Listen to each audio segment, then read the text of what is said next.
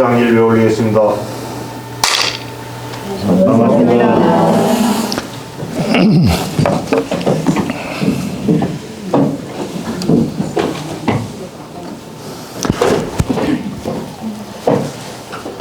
네. 예, 반갑습니다. 또 이제 오늘 성철 스님의 선문정로를 가지고 우리 수행의 지표를 한번 찾아보는 그런 시간을 갖도록 하겠습니다. 대체적으로 이제 오늘 17장 정안종사를 공부할 차례이고, 또 우리 공부할 약속된 날이 한 4주 정도 오늘을 포함해서 남아있다고 하니, 이제 그 뒤는 이제까지 공부해온 저력이 있으시니까 그 힘을 가지고 이렇게 쭉 밀고 나가서 19장까지 한번 마침표를 찍는 데는 큰 문제가 없어 보입니다. 그렇게 이제 진도를 준비하고 있고요. 오늘은 이제 정안종사에 대한 말씀을 나누게 됩니다. 바른 눈을 갖춘 선종의 스승이라는 뜻이겠죠. 정안종사니까 말입니다. 바른 눈을 갖춘 선종의 스승이다. 이게 이제 정안종사의 얘기인데, 수행하는 사람의 입장에서, 갈증을 느끼는 사람의 입장에서는 내가 어떻게 바른 눈을 갖춘 선문의 스승을 잘 만나서 내 어둠에 꽉 어두워진 나의 눈을 밝게 할 것인가, 이게 숙제가 될 것 같고, 또 공부를 열심히 해서 남의 스승 노릇하는 사람은 스스로 자신이 석가모니 부처님으로부터 달마를 거쳐서 내려오는 이 바른 눈의 이 지혜를 어떻게 더 완전하게 다듬어서 스스로를 완성하고 또 공부하는 사람들에게 복을 지을 것인가 하는 문제가 이 정안종사의 설법에는 이제 깃들어 있다고 생각합니다. 지금도 우리 속 생각엔 그런 거죠, 그죠? 정안종사가 누군가 턱 나와서 문 열고 나가는데 야 해서 깨닫게 해주면 좀 좋겠습니까, 그죠? 그런 일이 있겠어요? 우리가 간절하다면 그런 일은 언제나 있을 것이지만, 우리가 간절하지 못한 상태라면 부처님이 와서 옆에서 그야말로 온갖 제스처를 다 해도 우리에게 또 깨달음의 부는 없다. 결국 우리를 깨닫게 하는 것은 우리 자신의 간절함과 그 간절함으로 점철된 어떤 에너지 방향이라고 할까? 그런 것들이 우리한테 있어야 된다는 거죠. 그래서 이제 그것이 견디지 못해서 바람이 가득 차 있는 풍선과 같아졌을 때 말입니다. 그때 누군가 스승이 와서 야 했을 때 네 하고 돌아보니 그 자리가 부처가 드러난 자리다. 풍선이 빵 하고 터지는 자리. 굳이 사람이겠어요? 복숭아꽃이 붉은 것이 곧 내 바람에 가득 찬 풍선을 터뜨리는 정안종사의 계기가 되는 거고, 대나무에 부딪히는 돌 부딪히는 소리가 곧 나를 깨닫게 하는 부처님의 사자후 설법이 되는 거라고요. 이제 결국 문제의 관건은 우리다. 자신이다. 이거죠. 그런데 내가 아무리 정안종사가, 부처님이 달마조사가, 육조 스님이 와도 내가 준비가 되어 있지 않다면 그것은 몫이 없다. 이것은 분명해 보입니다. 그래서 정안종사를 찾는다. 우린 공부를 그래야 돼요. 바른 스승을 찾는 것이 불교 공부이기도 합니다. 그리고 신심이 나기 전까지는 열심히 돌아다닐 필요도 있습니다. 여기 물론 조금 우습긴 하지만 여기 유명한 스님 있다더라 하면 우르르 몰려가서 또 유명한 사람 스님 설법도 들어보고, 그렇게 또 들으러 가다 보면 뭐가 점점 마음에 와닿는 간지러운 곳을 긁는 어떤 말씀들이 있어요. 그 스님들의 말씀이 다 그렇게 준비된 말씀들이기 때문에. 그래서 이제 그렇게 좋은 스승이라고 얘기되는 분들을 찾아가는 건 확실한데, 그 좋은 스승을 골라내는 우리 안목이 중요하다. 그래서 우리가 공부를 하는 만큼 좋은 스승이 나타납니다. 신기하지요? 좋은 스승은 원래 널려 있는데 우리의 공부가 진행되고 높아지는 만큼 좋은 스승이 계속 나타나요. 그러니까 내가 좋은 스승을 갖고 있다는 건 거꾸로 말하면 내 공부가 익어가고 있다는 말이 될 수도 있다는 사실, 이거 꼭 우리가 명심해야 될 사실로 보입니다. 대체적으로 그래서 이제 제1번의 좋은 스승 찾기는 내가 수준 높아지는 일, 이게 1번입니다. 하나만한 얘기지만 이만큼 바른 얘기는 없을 것 같고요. 이제 두 번째로는 이제 그분이, 그러니까 이제 정한종사, 내가 저분을 참 스승으로 삼고 싶다 하는 그분이 이제 두루두루 정법을 갖추고 있는지를 볼 수 있어야 돼요. 그 핵심이 청정한 마음을 유지하고 있는지입니다. 이거 우리 판단할 수 있어요. 이 스님이 유명해지기 전까지는 말입니다. 정말 신실한 수행자였고 친절한 안내자였는데 갑자기 유명해졌습니다. 그런 분이 우리 주위에 많잖아요. 갑자기 유명해졌는데 그 다음부터 뭐가 이제 태도가 점점 경제적으로는 사치롭고 정신적으로는 오만하고 그리고 친절하지 않은 그런 모습을 보인다면 좋은 스승 아닐 가능성이 얼마? 100%일 것이다. 이 판단 기준은 있어요. 판단 기준은. 그러면 우리가 좀 스님에게 요구하는 것이 가혹하다? 가혹하지 않죠. 왜냐하면 스님의, 물론 이제 우리 스스로가 스스로를 스승으로 삼아야 되는 것이 1번이지만 우리 세계라는 게 좁고 못난 존재다 보니까 눈 뜨는데 참 늦다고요. 그럴 때 헌출한 그런 틀을 벗어난 분이 나타나서 우리를 끌어준다는 건 불교가 약속한 겁니다. 불교에서 그렇게 해주기로 약속한 거예요. 그래서 요구할 수 있습니다. 다만 그러면 우리가 왜 그런 정한종사를 못 가리느냐? 타협한다, 이것보다 더 심한 말이 있을 것 같은데, 왜냐하면 왜 못 찾느냐면 내가 가서 대접받으려고 해요. 내가 가서 나만 특별 대접받으면 이 스님이 좋은 거야. 근데 특별 대접을 해주는 스님은 뭔가 나한테 반대급부가 있을 거 아닙니까? 쉽게 얘기해서 돈이든 무엇이든 간에 옳지 않다, 청정하지 않다 이 말입니다. 청정하지 않아. 근데 우리 스스로 좋은 스승이라고 못 보게 하는 눈에 이 티끌을 우리가 만들어내고 있다고. 가서 특별 대접 받고 싶은 거야. 아이고 이쪽으로 오시죠. 안방으로 들어가시죠. 더 높은 의자에 앉으시죠. 이렇게 더 특별한 대접을 받으면서 저 스님하고 친한 나는 특별하고 나를 알아주는 저 스님은 훌륭한 스님이다. 이렇게 돼버리면 스승은 영원히 없죠. 제가 겪어본 것이나 서책을 읽어본 결과 좋은 스승은 내 자존심을 여러 가지 다양한 방식으로 꺾어주는 사람이지 내 자존심을 채워주는 사람은 결코 좋은 스승이, 불법에 있어서의 좋은 스승은 될 수 없는 것 같아요. 왜냐하면 불법이 뭐예요? 내가 잘났다 하는 것을 내려놓는 게 불법이잖아요. 근데 아이고 보살님 이 정도면 세상에 스님보다 훨씬 낫습니다 이러면 속에서 으쓱하는 마음이 나오잖아요. 어떻게 그렇게 3000배를 일과로 하시면서 삽니까? 참 훌륭하십니다. 그럼 속에 그렇지 내가 좀 훌륭하지 이렇게 생각한다. 불교하고는 반대로 가게 된다고. 그래서 정한종사를 찾고자 하는 노력은 사실은 끝없이 나를 내려놓는 처음 불교 입문했을 때의 약속을 실천하는 일에 속합니다. 좋은 스승을 어떻게 찾느냐?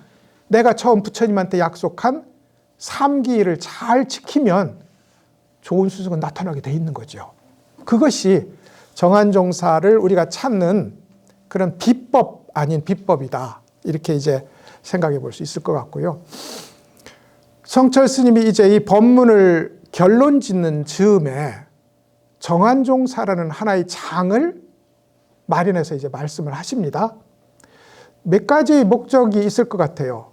처음에 현실적 목적은 성철 스님이 한국 불교의 법맥이 저 위에 올라가서 과연 보조 진울로부터 시작해도 하는 것일까, 태고 보우로부터 시작하는 것일까에 대해서 원래 2조 때도 여러 차례 논쟁을 겪었던 사안입니다. 이게 우리의 종조는 태고 보우냐 보조 진울이냐, 이게 논의가 계속 엇갈려 왔던 것이에요. 대체적으로는 태고 보우가 우리 종조다 하는 것이 훨씬 조금 강한 쪽이었어요.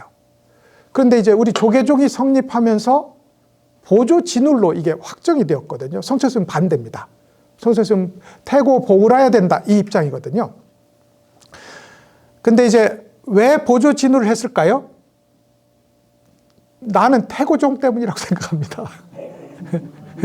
태고종이 먼저 태고를 선점했으니 종조를 같이 공유할 수는 없는 거 아니에요. 그래서 이제 심리적으로 정서적으로는 그게 먼저 작용했다고 생각해요.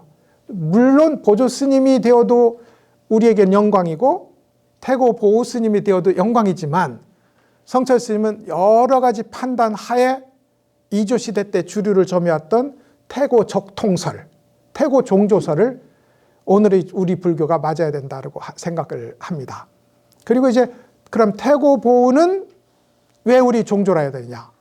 기준은 뭐냐? 법을 받았다, 이 말입니다. 법을 받았다. 어디서?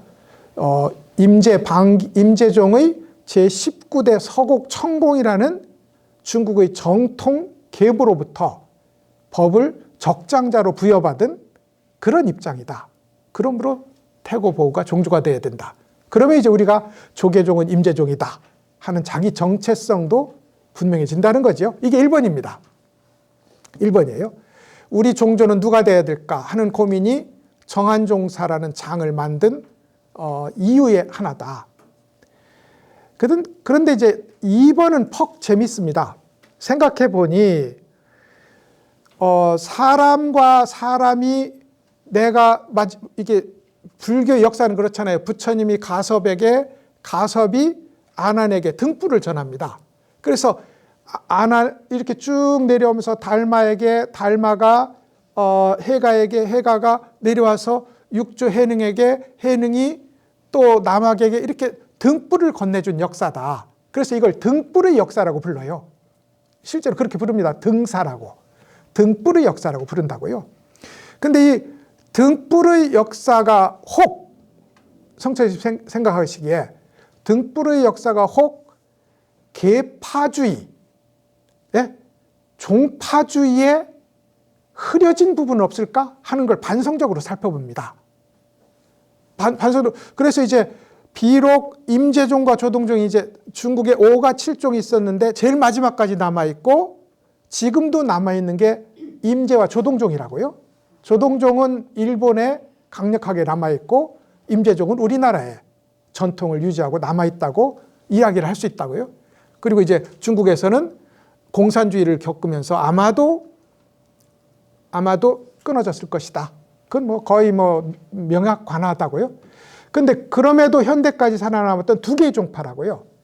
두 개의 종파인데 과연 그 두 개의 종파 사이에 서로 문 닫고 왕래하지 않을 이유가 왜 있을까라는 종파를 뛰어넘는 생각을 합니다. 성철 스님이. 이거 굉장히 놀라운 거예요.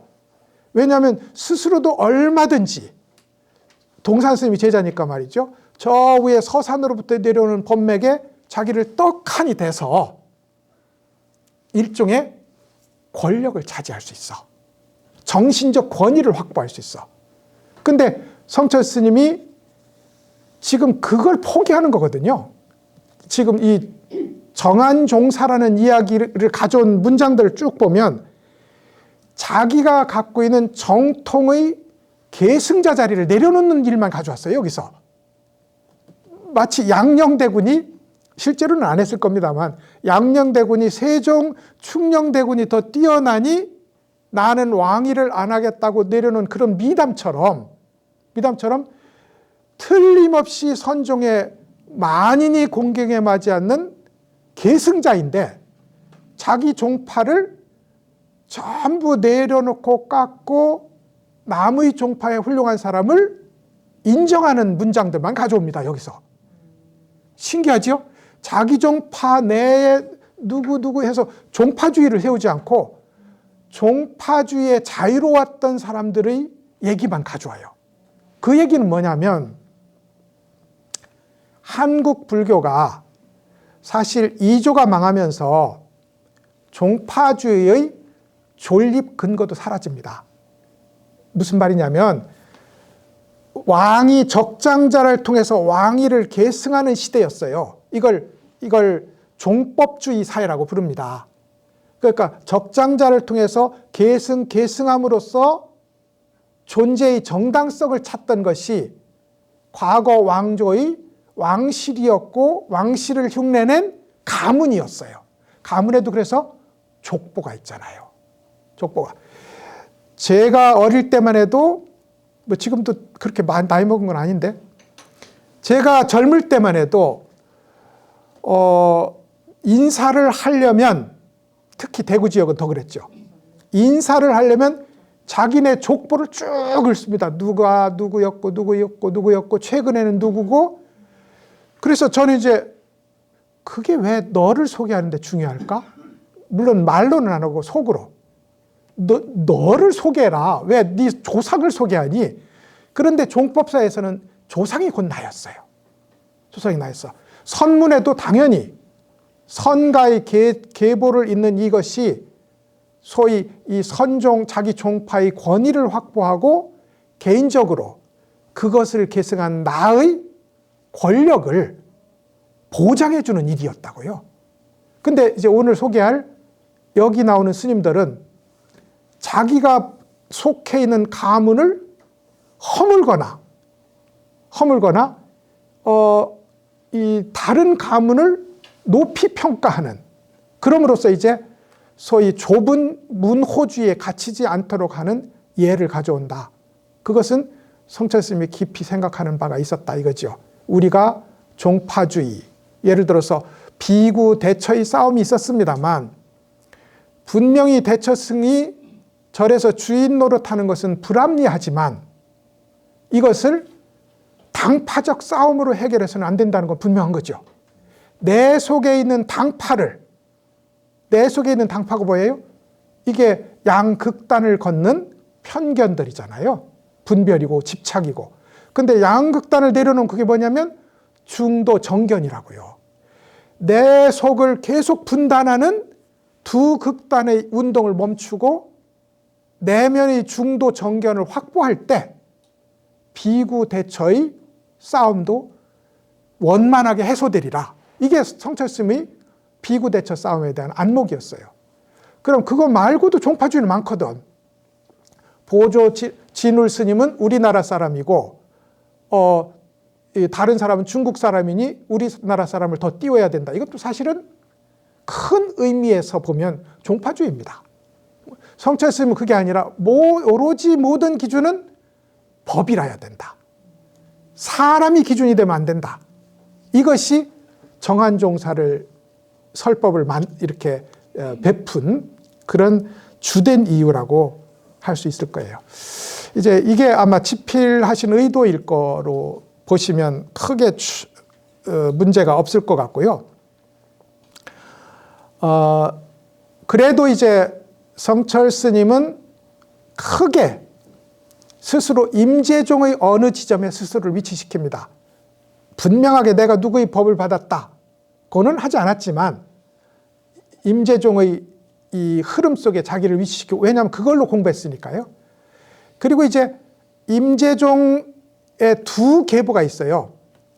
해능 스님이 이제 선의 출발이니까 해능 스님의 밑에 남학 회양 스님이 있고, 그리고 남학 회양 스님이 그 유명한 마조 도일 스님을 깨닫게 하고, 마조 도일에서 백장 스님이 백장 청규를 만든 백장 스님이 나오고, 백장 스님 밑에서 나무의 뺨 잘 때리기로 유명한 황벽 스님이 나오고, 황벽스님에서 임재 스님이 나옵니다.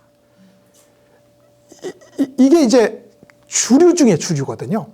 이 흐름이 송대로 내려가면 어떻게 되느냐면 쭉 양기 방회라는 분하고 황룡해남이라는 두 위대한 선사가 나와서 양기파와 황룡파를 열어요. 황룡파를 열어.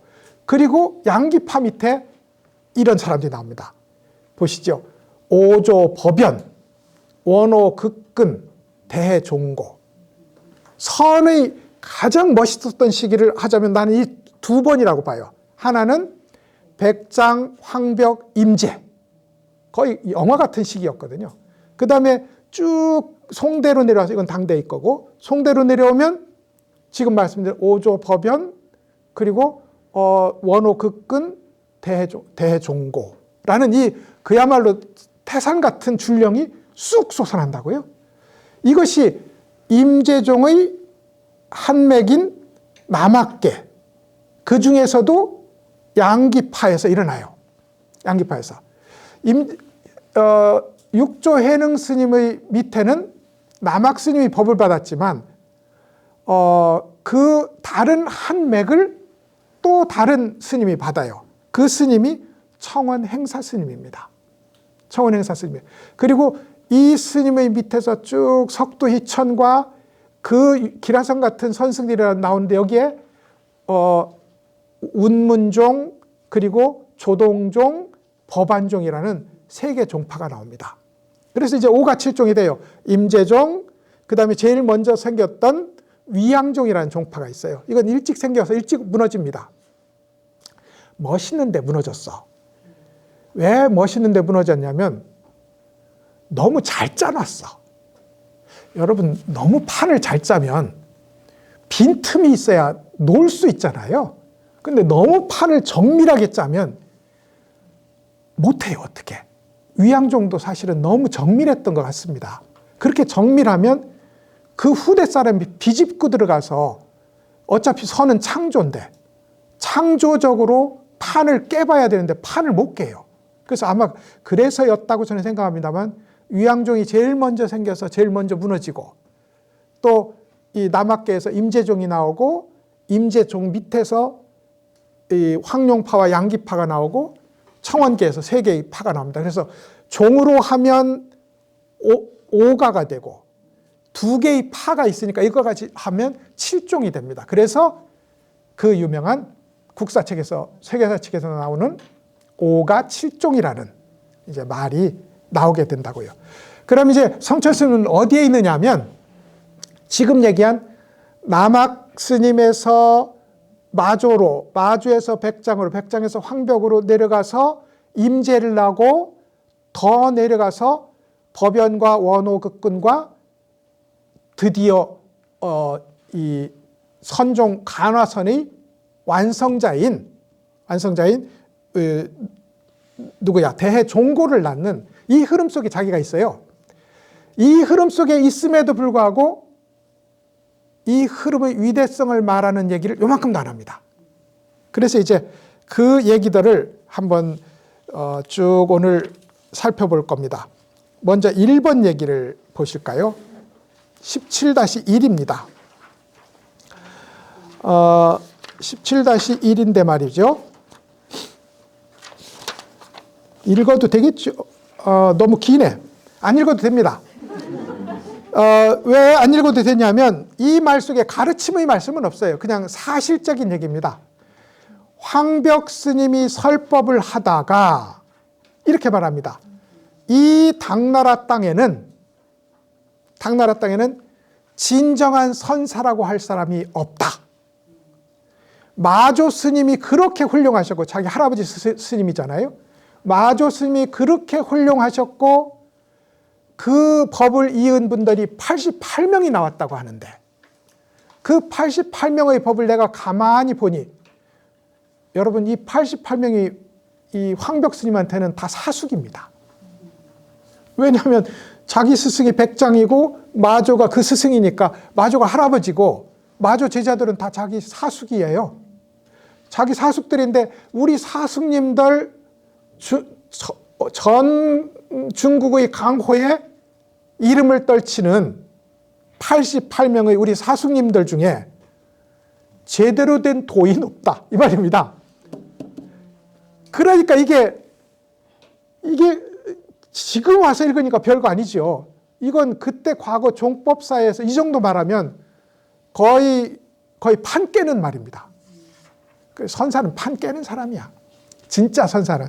그래서 이제 그 중에서 나한테 굳이 말하라면 우리 사숙 중에 한 분은 내가 인 것 같다. 그게 뭐냐면 귀종 지상 스님이라는 분은 내가 아무리 봐도 전해지는 얘기 들어보면 진짜다. 나머지는 내가 못 믿겠다. 이런 얘기가 지금 17-1에 있습니다. 그래서 이제 이 얘기를 한번 보시죠. 폭탄선언이죠. 예, 우리 사숙님들 제대로 된 인간 하나도 없다. 이거거든. 아무리 골라봐도 선종사에서 88명을 다 고를 수는 없어도 누구한테 고르라 해도 10명은 골라지는 그런 인재군이거든요. 마조 스님 회하에 있는 도인들이 누가 골라도 10명은 골라요. 그런데 이분은 이제 진짜 짜게 고른 거죠. 2-3명이고 굳이 말하자면 귀종 지상 스님이 그쯤 될까? 이 정도가 이 지금 황벽 스님이 한 얘기입니다. 선사들은 과격하다. 과격한 사람이 인기 선사다. 이렇게 말할 수도 있을까요? 여하튼 황벽 스님은 이렇게 말을 했다고요. 그럼 귀종 지상 스님은 왜 인정했느냐? 이제 귀종 스님이라는 분이 우리는 눈동자가 하나거든요. 근데 이렇게 서클이 2개가 있어요. 눈동자 서클이 2개가 있어. 이걸 중동자라고 부릅니다. 눈동자가 서클이 2개 있어. 이상한 거죠. 외계인 같은 거지. 황제가 될 사람이 이 서클이 2개 있는 동자를 갖는답니다. 근데 이제 그러면 황실에 나거나 항우처럼 아무도 건드리지 못하는 그런 사람이면 되는데 이걸 이 눈동자를 하고 다니면 어디선가 잡혀 죽게 돼 있는. 그렇잖아요. 누가 황제 될 거라고 하는데 살려두겠어요? 그래가지고 눈동자를 이렇게 희석시키는 독을 씁니다. 그래가지고 눈이 빨갛게 됐어요. 그래가지고 이 사람 별명이 빨간 눈 귀종 스님이었어요. 눈동자가 빨갛게 손오공처럼 빨간 눈 귀종 스님으로 이렇게 평가되는 이제 그런 사람이었는데 이 사람이 이제 나중에 당연히 황벽 스님의 사숙이니까 마조한테 공부했을 거 아닙니까? 그래서 이제 마조 스님한테 공부를 해가지고 깨달아서 이제 다른 곳에 가서 법을 펼치게 됩니다. 근데 이제 귀종 스님도 당연히 법을 쓰는 것이 덕산 스님은 뭘로 했죠? 덕산 스님은 몽둥이로, 임재 스님은 고함으로. 근데 이분은 주먹 들어 올리는 걸로 모든 걸 물으면 주먹을 들어 올렸다는 겁니다. 그래서 이제 귀종의 주먹 들어 올리기. 그럼 주먹 들어 올렸다가 성질이 하면 때리겠죠? 때렸어요. 때려서 이제 한 스님이 공부를 열심히 하는 스님이 귀종 스님한테 제가 여기서 이제 공부를 하고 다른 곳에 좀 옮겨가 볼까 합니다. 어디 가려고? 그러니까 지금 천하에 5개의 선종이 있다는데 위양중에서 법안종에 이르기까지 5개의 선종이 천하에 횡행하고 있다는데 강호상에. 그러니 제가 그 5가지 선의 맛을 한번 쭉 보려고 합니다. 그러니까 천하에 5가지 선의 맛이 있었구나. 우리 여기에는 한 가지 맛의 선밖에 없는데 이렇게 얘기해요. 그러니까 이제 어떤 사람은 또 다 같이 광안리 바닷물인데 어떤 사람은 광안리 바닷물을 컵에 받아가고 냄비에 받아가고 드럼통에 받아가고 다 다른 방식으로 네모난 컵에 받아가고 동그란 컵에 받아가서 이것이 나의 법이다 하고 보여주니 네모난 바닷물, 동그란 바닷물, 세모 바닷물 뭐 이런 바닷물이 5맛이라는 거예요. 근데 이제 이 귀종 스님 보기에는 그게 왜 다 다른 말일까? 한 맛이지. 그래서 나는 여기서 한 맛을 갖는 선밖에 없다. 그러니까 이제 이 스님이 그러면 한 맛의 선이라는 게 뭡니까? 바닷물이다 이거잖아요. 그러니까 이제 바닷물인데 바닷물이 따로 있는 건 아니잖아. 이제 이 정도는 아셔야 돼요. 바닷물은 어떻게 있냐면 삼각 그릇에도 있고 동그란 그릇에도 있고 네모난 그릇에 있고 바가지에도 있고 접시대에도 있어요. 그것이 그럼 바닷물이 뭐가 한 맛입니까 하면 보여줄 수 있는 게 없잖아요. 만 가지가 있어요. 보여줄 수 있는 게. 그런데 딱히 정답으로 하나만 들어서 보여줄 수 없어요. 근데 이분은 특기가 뭐라고요? 때렸어요. 때렸어. 그러니까 이 스님이 꽤 이제 우리처럼 이렇게 귀동량이 많은 거야. 알겠다는 거야. 알겠어요. 한 맛의 참선이라는 게 어떻게 다섯 맛의 선과 통하는지 알겠어요라고 이제 알겠어요 했어요. 근데 그게 정말 안 것일까? 머리에서 얄팍하게 안 것일까? 늘 선은 이게 문제거든요. 그래가지고 그럼 말해봐. 그러니까 말을 하려고 입을 띄는데 또 때렸어요. 그러니까 이렇게 명확한 거예요. 이상한 얘기는 하나도 없습니다. 선종 스님들이 제자들을 가르친 법을 보면 요만큼도 이상한 데는 없어요. 완전히 정확한 팔만대장경의 얘기를 하고 있습니다. 얘기를 하고 있어요. 진공은 뭘로 표현되나고요? 묘유로 표현되고 묘유의 모든 것에는 진공이 깔려 있어요. 한 맛으로. 그 이상의 대답을 갖는 경우는 없습니다. 다만 여기서 있으면 그게 진공묘유가 아닌 거야. 중도 정견이 아닌 거예요. 여기서 일어나면 내 존재가 확 바뀌어야지. 이 스님이 알겠습니다는 얄팍하게 일어난 거예요. 그러니까 말해봐 하니까 이렇게 했잖아요. 이건 여기서 내린 명령을 이걸로 하려고 한 거예요. 그러니까 또 때렸어. 이걸 황벽스님이 보더니 때리기의 명수야말로 황벽스님이거든. 황벽스님은 임재스님을 때려서 깨우치겠어요. 20방씩 60번을 때렸거든요. 그러니까 때리기 명수야, 황벽스님은. 그래가지고 이제 그 때리는 효과에 대해서 딱 믿었어요. 그런데 이제 정말 적절하게 때렸거든. 아무리 봐도 빈틈이 하나도 없어. 그래서 귀종 스님만은 내가 우리 사숙들 만나보니 다 헛개비더만 귀종 스님만은 내가 인정 안 할 수 없다. 이게 이 구절의 얘기입니다. 이 구절 얘기예요. 그러면 도대체 이제 성철 스님이 이걸 가져오는 이유가 그겁니다. 황벽스님의 눈이 얼마나 빨랐으면 그 번갯불 튀기는 사이에 귀종 스님이 모든 틈을 체크했는데 틈이 없다는 거 어떻게 알았을까? 황벽스님이 바로 그 마음이었기 때문에 그런 거죠. 그 마음이. 그래서 이제 이런 바른 눈을 갖춘 사람은 어떤 상황이 되어도 이 사람을 여기 머물지 않게 한다. 알겠습니다. 오, 대견하네. 이렇게 머물지 않는다 이 말입니다. 오, 대견하네가 아니라 그야말로 달리는 말에 채찍질 한 번 더 하는 식으로 한 방을 더 때렸다 이 말입니다. 그러면 이걸 지나가겠죠. 존재가 바뀌는 차원으로 건너가게 된다 이 말입니다. 이걸 존재를 바꾸는 스위치, 방아쇠라는 의미에서 성철스님 여기서 향상관려자라는 말을 썼고요. 838페이지 성철스님의 법문을 보면 향상관려자를 몰랐다 했어요. 이게 향상관려자가 지금 여기서 다시 한 번 더 나아가도록 하는 스위치라는 뜻입니다.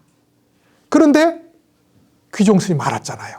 알겠습니다 하니까 알았어 말해봐 이랬는데 그 말하는 차원을 넘어서게 하려고 스위치를 한 번 더 킨 겁니다. 이게 두 번째 주목이었어요. 이걸 갖고 있으면 정한종사라는 겁니다. 이것이 이 설법의 이제 핵심이 됩니다. 이게 이제 황벽스님이 자기 사숙 87명을 죽이고 한 명의 사숙을 남겨놓는 그야말로 도륙의 현장이다. 실제로 폭거입니다. 그때 정말 난리 났었다고 봐야 됩니다. 근데 이제 모든 선사가 이런 다 어떤 선사는 자비하게 합니다. 그럼에도 불구하고 봄바람처럼 자비하던 장군의 칼처럼 사납던 그 선종 스승의 말은 우리를 지금 여기에 머물지 못하게 한다. 이건 확실합니다. 그래야 스승이라고요. 그러니 우리도 스승 판정할 기준이 하나 더 생겼네. 훌륭하십니다 하면 일단 아니다. 저 사람하고 일단 관계를 끊는 게 좋다. 훌륭하십니다. 이 말 들으시면 안 돼요. 이 말 들으면 일단 원수처럼 그 스님이 아무리 훌륭해도 에이 시시한 스님 하고 물러나는 것이 선종의 가풍이었다. 이게 황벽 스님이 보여준 그런 얘기가 되겠습니다.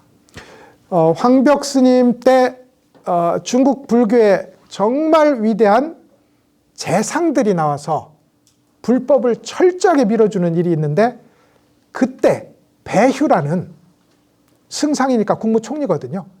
배휴라는 승상이 나와서 그 얘기는 익숙한 거예요. 그죠? 배휴라는 승상이 나와서 황벽 스님이 도인임을 알고 완전하게 밀어줍니다. 그리고 법회를 마련해서 설법을 차근차근하게 하는데 그 차근차근한 설법을 배휴 정승이 모든 사람을 시켜서 기록하게 해요. 그게 완능록이라는 그야말로 현장감 완전히 충만한 그런 이제 조사어록의 하나가 배휴라는 분에게서 완성되는데 그분이 절대적으로 밀고 있었던 후원하던 이제 황벽 스님의 후원자였다. 미담이죠. 오늘은 황벽 스님이 하도 때리기를 잘하니 때리는 얘기를 하나 해드리죠. 그러니까 중국에는 말입니다. 우리나라 이조시대 때처럼 그렇게 불교가 배척받는 시기는 거의 없었고요.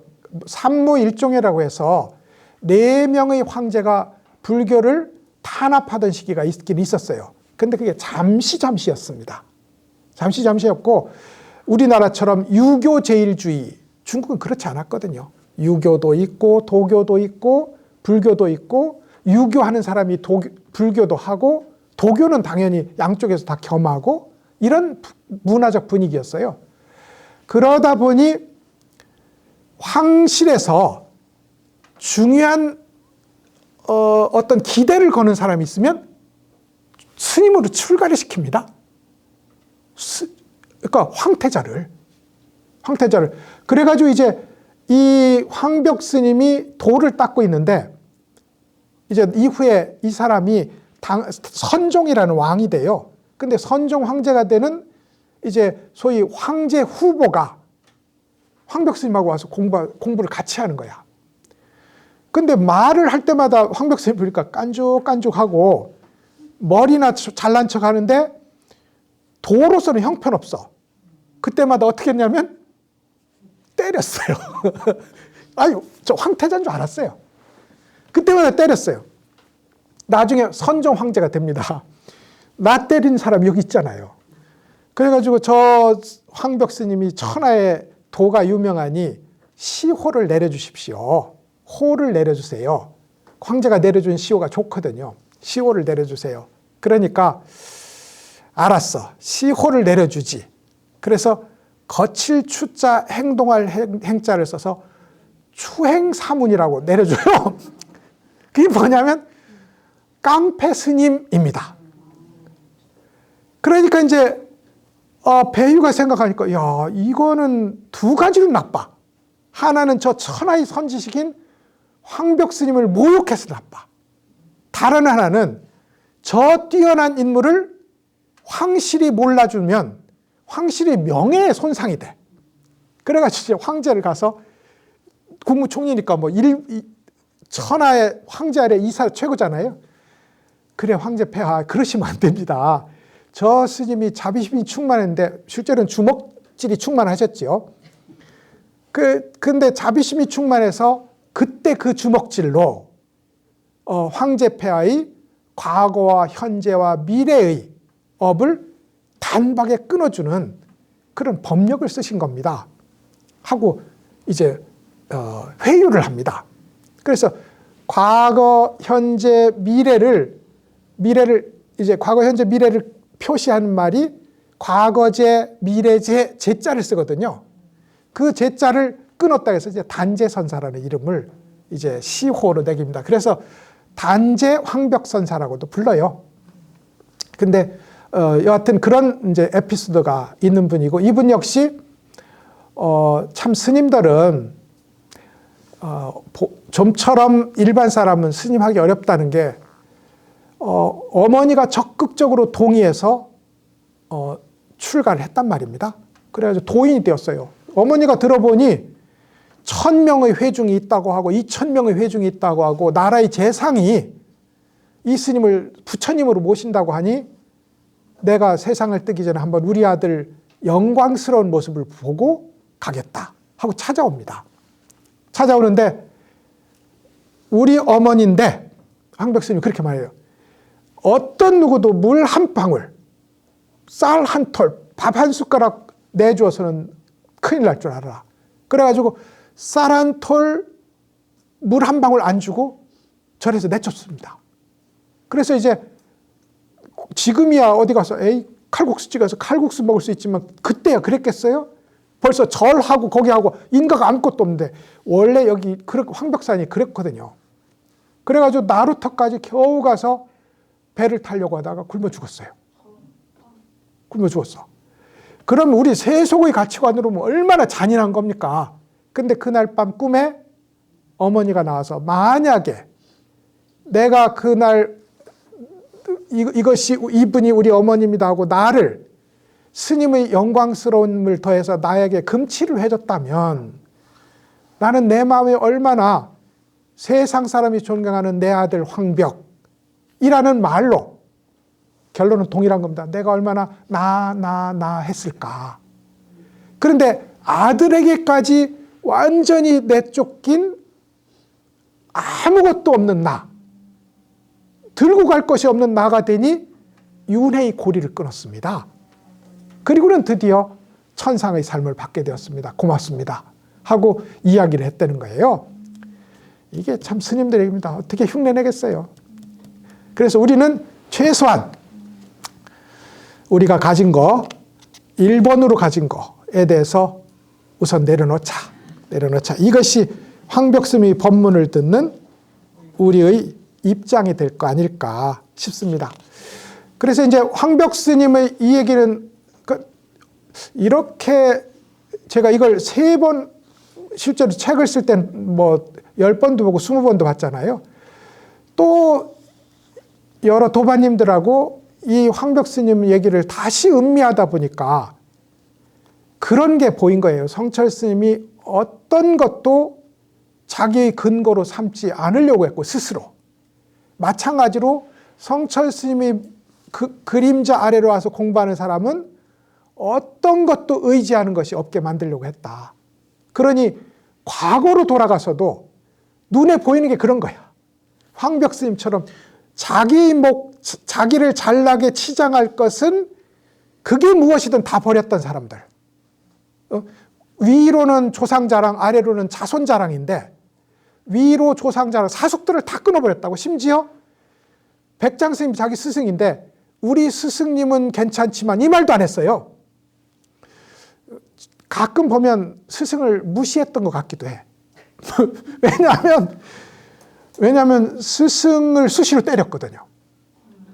수염을 건드리기도 하고 뺨을 치기도 하고 그랬단 말입니다. 수시로. 그래서 이제 백장 스님이 그래. 제자가 스승과 같으면 스승의 반밖에 못한다. 제자가 스승의 2배라야 스승과 같다. 너는 2배다. 자기보다 2배 잘났다 이겁니다. 그렇게 인정할 정도로. 그런데 여기 와서 우리 스승님과 지종 스님 빼고, 이게 아니고 지상 스님 빼고 아니고 자기 스님도 이런 반구도 없이, 그게 자기 권력의 출처인데 자기 권위 출발인데 자기 스승에 대한 언급은 이런 반구도 없이 확 빼버리고 이렇게 우리 사숙들, 마조회상의 선지식들 다 형편없다고 했다니 이게 얼마나 자기를 내려놓는 그런 결단과 집착 없는 마음이었으면 이런 결과가 나왔을까. 보면 굉장히 의미심장한 그런 구절이었고 의도적인 구절이었다. 이렇게 보입니다. 자, 오늘 하루에 한 장씩 공부한다면서 한 개 공부했습니다.